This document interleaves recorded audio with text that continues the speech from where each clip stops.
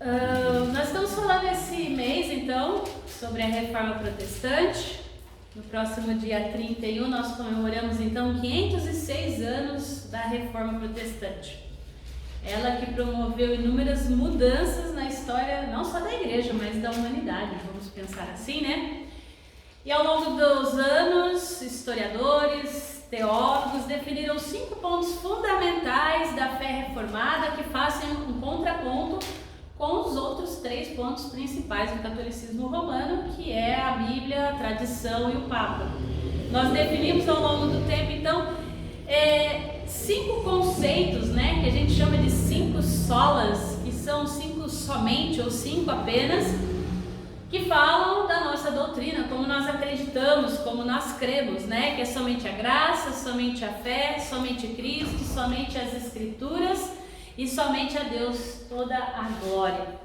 E é diante desse fato histórico, então, que nós temos falado ao longo desse mês sobre como a reforma ainda conversa com as nossas vidas pessoais, com a nossa comunidade e o que ela ainda pode nos ensinar no nosso relacionamento com Deus e com as pessoas e com a igreja.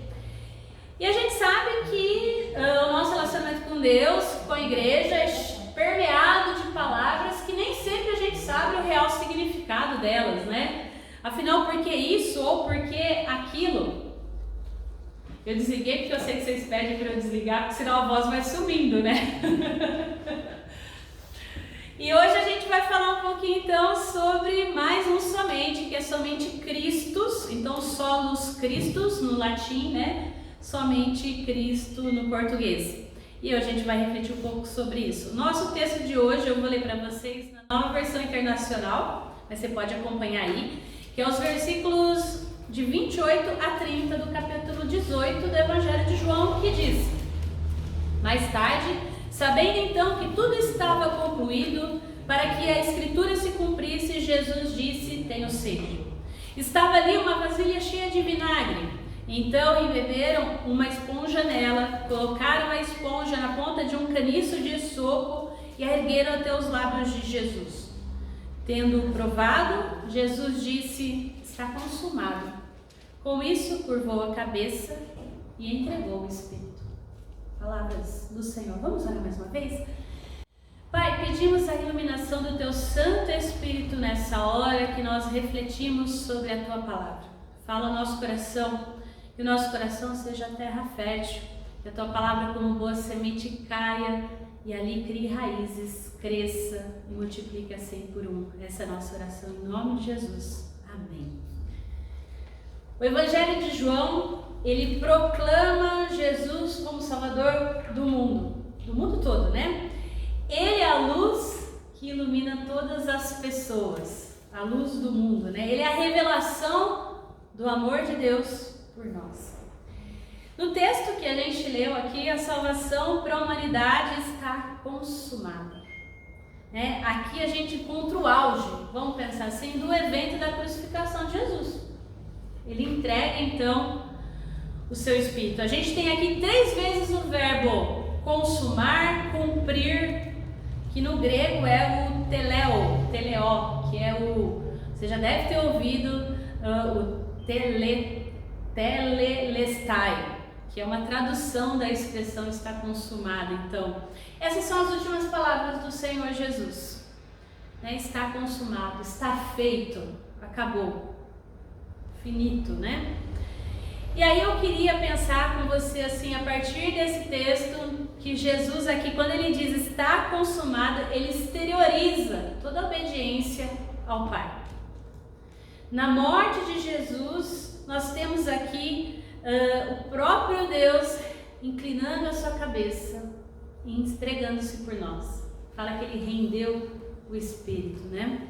Lembra que nós falamos antes na escola dominical que essa era a morte mais dolorida e mais demorada.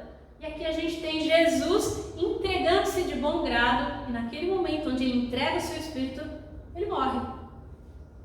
Ali ele decide entregar-se. Então, Jesus aqui a gente tem ele cumprindo toda a lei, enfrentando todas as tentações humanas possíveis, aqui é cumprida, a gente vê Ele redimindo o nosso pecado, todas as promessas do Antigo Testamento sendo feitas, que foram feitas sendo cumpridas. Está consumado. E a questão da suficiência do sacrifício de Cristo, apontado nesse relato do Evangelho, porque se aqui Ele cumpre tudo e se aqui Ele faz tudo, essa é a base para a nossa compreensão de que somente Cristo salva, que não há outro, não há outra coisa, somente isso é suficiente. E é aqui que o reformador Lutero baseia também essa convicção. Deus se revelou na vida, na morte e na ressurreição de Jesus. Nós somos justificados em Cristo. A sua obra é completa. Não precisa de mais nada. E é importante destacar aqui o significado de Cristo. Porque Cristo, eu sempre falo para os irmãos, não é o sobrenome de Jesus. Cristo é um título tirado do Antigo Testamento, que é, então, o que Deus prometeu aos antigos israelitas, que é Messias. Cristo, então, é a tradução grega de Messias, no original hebraico, Meshia, que quer dizer ungido, aquele que era ungido por Deus. Então, quando a gente olha para o Novo Testamento, falando de Jesus, o Cristo é literalmente Jesus o Messias, Jesus o ungido. E diante disso, da sua, então, total submissão e total cumprimento daquilo que Deus Pai coloca para Ele, eu queria pensar com vocês 3 pontos importantes para a gente pensar aqui no nosso texto. Primeiro, no mundo de insatisfação, Cristo é suficiente. Lutero descobriu o lado amoroso de Deus, que se revelou na vida, morte e ressurreição de Jesus. E a partir daí ele compreendeu que ele não precisava de mais nada. Aliás, não tinha nada que ele podia fazer para a sua justificação que Cristo já não houvesse feito, que não tivesse sido suficiente. E é isso que significa somente Cristo. Que tudo o que o ser humano precisa, ele encontra em Cristo. O nosso vazio, que muitas vezes a gente sente, encontra-se preenchimento em Cristo. A cruz é a expressão única da intensidade do seu amor por nós. E isso às vezes parece estranho, parece incompreensível, mas a gente vai entender melhor. Porque quando a gente olha para Cristo e a gente olha para nós, e Ele sendo Deus, cumprindo em si, levando em si todas as dores, todas as nossas angústias, todas as nossas dificuldades, enfrentando o sofrimento, faz com que a gente olhe para o nosso sofrimento, para as nossas dores, as nossas dificuldades, e a gente veja que, na verdade, não tem nada mesmo que a gente possa fazer, porque é tão insuficiente perto do sacrifício e do sofrimento de Cristo. E aqui não estou dizendo que o seu sofrimento não é nada. Para Cristo é muito. Mas Ele diz, e Ele nos convida a nos examinarmos. E Brennan Manning diz: examinei meu coração a fim de encontrar dignidade em ser amado por Deus. Nada encontrei.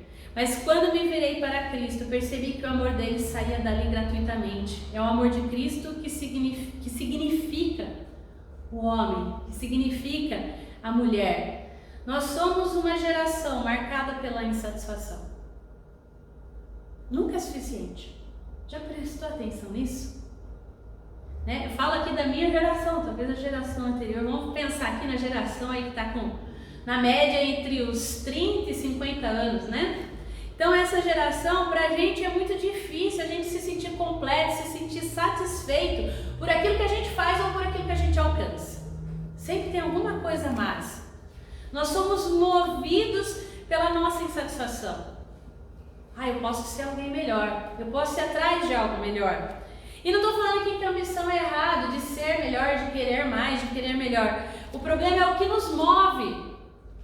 Se esse é o combustível, vai chegar uma hora que a gente só vai colher cansaço, enfado. Essa é a sociedade do cansaço. Já diria o filósofo, eu nunca sei falar o nome dele, mas vamos ver se eu acerto, Ben Churran. Consegui. É a sociedade onde a gente está correndo atrás de tanta coisa e a gente está cansado. Por quê? Porque nunca vai ser o suficiente. Mas Cristo é suficiente. ele encerra em si um ciclo de pecado, de dor, de dúvida, porque ele rasga na cruz a si mesmo pelos nossos pecados, num ato de amor sacrificial suficiente. E a gente não consegue muitas vezes acreditar que a gente, depositando nele, a gente vai ser realmente de fato feliz, abençoado, que a gente vai ter os nossos desejos atendidos. Será que vai ser suficiente? A gente questiona. Mas a palavra de Deus nos convida, como nós cantamos: em Cristo só confiarei. A minha força, luz e canção. Na tempestade ou na sequidão, com grande amor, profunda paz, lutas e medos ficam para trás. Esse é o nosso desafio: confiar que Cristo é suficiente. Foi na época de Lutero e para nós hoje não é diferente. Confie, coloque sobre ele as suas dores, os seus medos, as suas insatisfações, as suas dúvidas. E aí um segundo ponto para a gente pensar: no mundo de religiosidade, Cristo diz: está consumado, acabou. Durante muitos anos, Lutero, na época da Reforma, ele foi acometido pela ideia de um Deus punitivo, de um Deus castigador.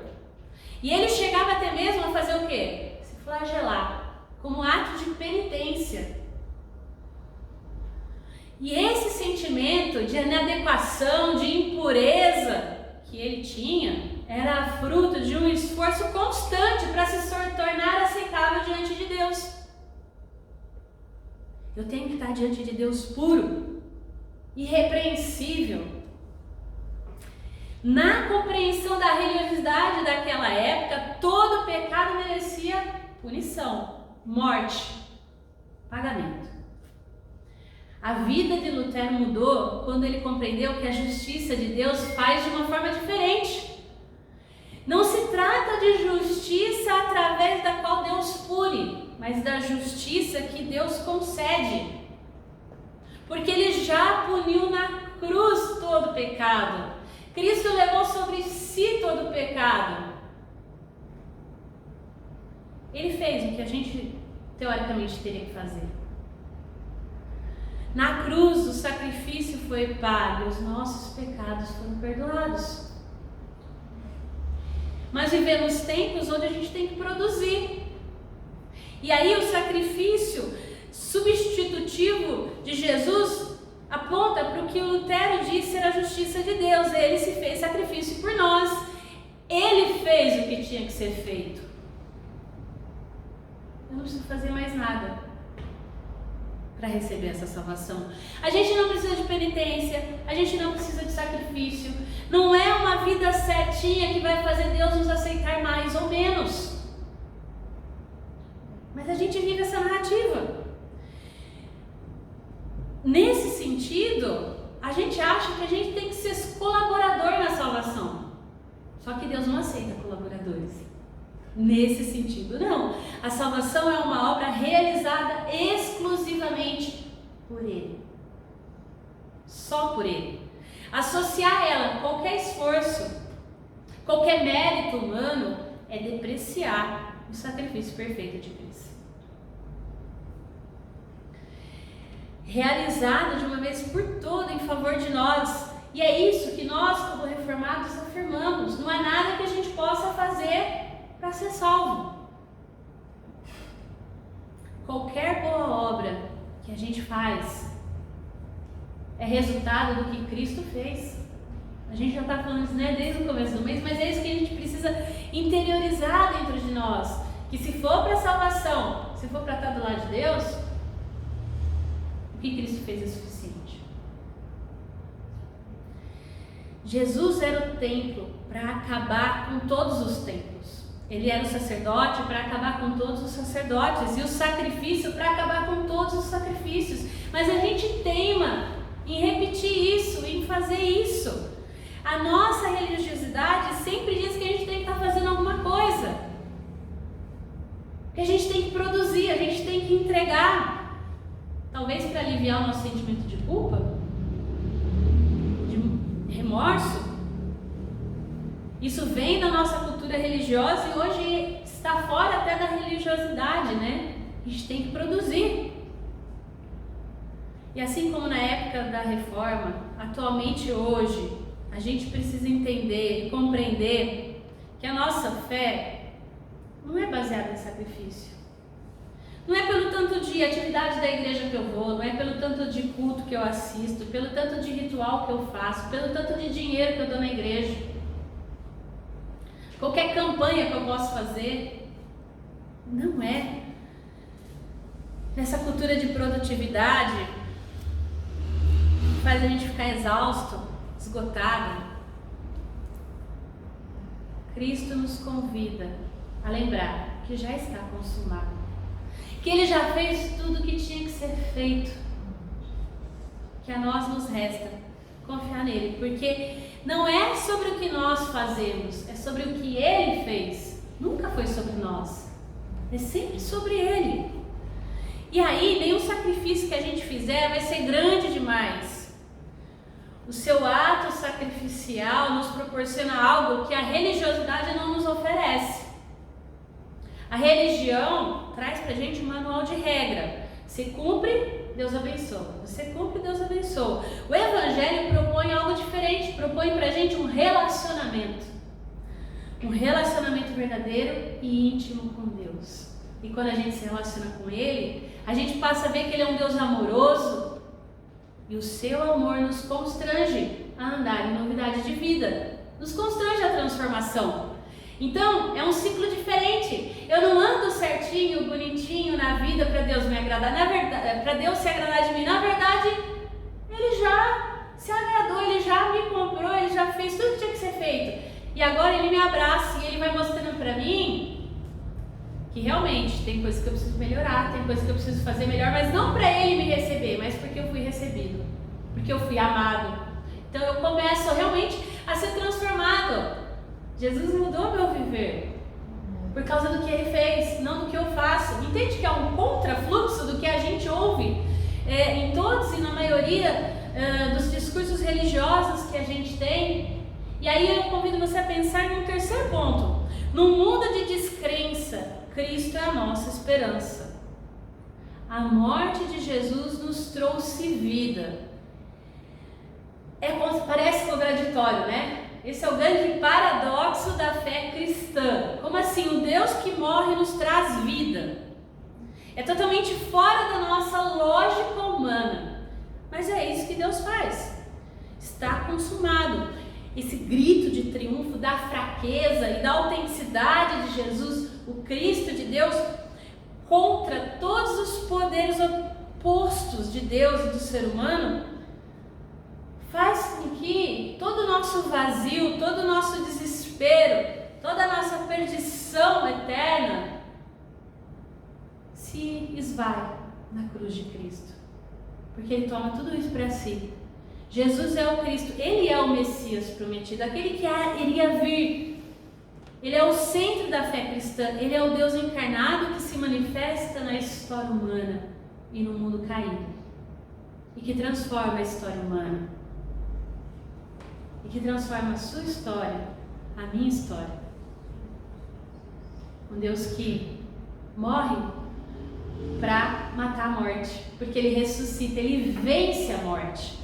Então nós vivemos dias também de incertezas, de dúvidas e talvez até de por quê? Será que é verdade isso? O grande desafio nosso é acreditar que Cristo fez isso. Porque diante de notícias de guerras, de conflitos, quantas diferentes opiniões nós não vemos aí? Nós estávamos falando na escola dominical sobre a questão da escatologia, do estudo do fim dos tempos, e agora surgem inúmeros discursos, e até discursos assim, não dá para acreditar.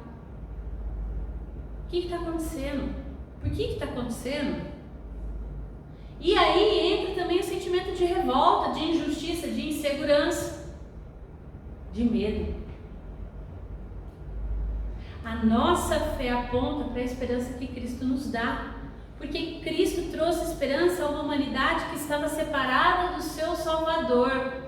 do seu Deus na sua ressurreição. Então ele vence a morte e afirma que vai voltar de novo para restaurar todas as coisas que estão caídas.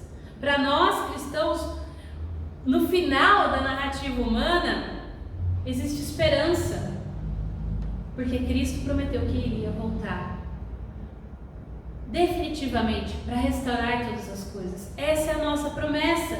Em meio a tantos discursos que nos tiram a paz, somente Jesus pode nos dar a paz em meio aos intempéries da vida. A paz que excede todo entendimento. A paz que faz com que a gente olhe para as coisas tristes da nossa vida e possa ter um vislumbre de esperança. Porque nele há esperança. E aí, vamos trazer Calvino para Lutero, Calvino, além de Lutero, para a conversa. A verdadeira paz não será encontrada em nenhum lugar, a não ser em Cristo. Em Cristo só. Então esse é o grande desafio para nós. Como que esse Cristo, então, que fez tudo isso, que transformou, que me tirou da perdição do pecado, que me deu vida, que morreu na cruz por mim, que reata então agora um relacionamento, me faz andar em novidade de vida, faz com que eu ande também em esperança. E é nessa certeza que não dá para a gente ficar no antigo discurso de que Cristo mais alguma coisa, que ainda permeia as igrejas ditas evangélicas do nosso tempo. Porque se eu tenho que ainda estar em todo culto, cumprir toda obrigatoriamente, então o sacrifício de Cristo não foi suficiente. Eu venho, eu estou aqui porque Cristo morreu por mim, Ele me salvou e eu quero estar a vida em comunidade. Ele me leva a viver em comunidade, onde um dá palavra de conforto para o outro, onde um ajuda o outro, mas não porque eu preciso vir picar o cartão, porque senão Ele não vai me abençoar. É isso que a gente precisa entender, porque os diversos apêndices que ainda existe hoje na nossa religiosidade faz com que a gente acrescente a Cristo alguma coisa. Não dá para acrescentar. Cristo é suficiente, a salvação em Cristo é suficiente. Não precisa de mais nada. Não tem nada que a gente possa fazer para obtê-la.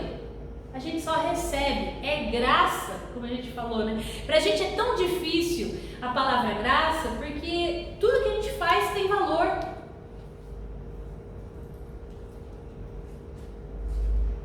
E, de fato, a graça não foi barata. Custou o sacrifício de Cristo na cruz, mas custou para Deus Pai. Não para mim e para você. Para nós, só nos cabe receber esse presente e desfrutar dele. E desfrutar dessa paz que excede todo entendimento. E até mesmo a fé com que a gente se apropria dessa salvação é fruto de Deus. É graça, é dom de Deus para que ninguém se glorie, como a gente viu a semana passada. Nós somos inteiramente dependentes de Deus e para se alientar no nosso coração essa dependência, nós como reformados precisamos sempre afirmar até para nós mesmos, somente Cristo. O que Cristo fez é suficiente. Pregar o Evangelho para a gente todo dia. Porque às vezes a gente acha que se a gente fizer tudo certinho, aqui não estou falando, então eu posso fazer o que eu quero. A gente já falou, né, na primeira mensagem, que essa graça também não é um motivo para a gente viver de forma desregrada. Mas quer dizer que tudo que tinha que ser feito, Cristo já fez. E se a gente vive de uma maneira correta, buscando, né, dar bom testemunho, é porque o seu amor nos constrange a isso. Quando você ama alguém, você não quer fazer tudo para agradar essa pessoa? Se ela gosta de bolo de cenoura com cobertura de chocolate, você passa a ser o mestre do bolo de cenoura com cobertura de chocolate, mesmo que você não goste de cenoura. Se essa pessoa que você ama, ela gosta de pagode, mesmo que você gosta de rock and roll, você começa até a ouvir uns pagodinhos assim para ver se, né? A gente quer agradar outra pessoa. Então no relacionamento com Deus não é diferente. Se Ele diz para mim que, olha, vá, não peques mais, eu vou fazer o máximo possível para não pecar. Mas não porque, se eu pecar, ele vai deixar de me amar. Não, ele vai amar. Mas a gente quer agradar, porque é um relacionamento. A gente está em um relacionamento com Deus vivo. Então, como cristãos, a nossa fé está em Cristo, a nossa vida está em Cristo, a verdadeira paz que a gente encontra está em Cristo. E a nossa força para seguir em frente está em Cristo, e a nossa esperança está nele. No meio de tanta dor, de tanta notícia ruim, de tanta guerra, de tanta doença, de tanta dificuldade, Cristo é a nossa esperança. Ele é o nosso alvo. E aí eu pergunto para você, em quem você tem colocado a sua esperança? Aonde você tem depositado o seu coração? Em Cristo? Ou nos apêndices modernos? No muito fazer, no muito trabalhar, na nossa produtividade, nos nossos diplomas, nos nossos mais um dia de trabalho, nos nossos bens, na nossa capacidade? Examine a sua fé, examine o seu coração. Esse é um convite para mim também. Afinal, se tiver algum apêndice ou mesmo Cristo e mais alguma coisa, algo está errado na nossa caminhada. Cristo é suficiente, e que seja Cristo suficiente para a nossa comunidade. Que a gente não precisa de Cristo mais alguma coisa para a igreja, que a gente não precisa de Cristo mais alguma coisa para a nossa vida, que a gente possa viver dia após dia confiando que Ele é suficiente, que mesmo quando a gente não sente Ele, porque às vezes a gente está, então nessa época a gente tem que sentir alguma coisa, então se eu não tiver o feeling, né, do momento, será que Deus me abandonou? Não, Ele não abandonou. Ele diz que estaria conosco todos os dias, até a consumação dos séculos. Então mesmo quando você não sentir Deus, parecer que Ele está ausente, parecer que tem um deserto na sua vida, confia nele. Confia, porque em Cristo Jesus Ele nos salvou. Somente Cristo é suficiente. Somente Cristo. E nele a gente deposita a nossa paz. Em nome de Jesus. Amém?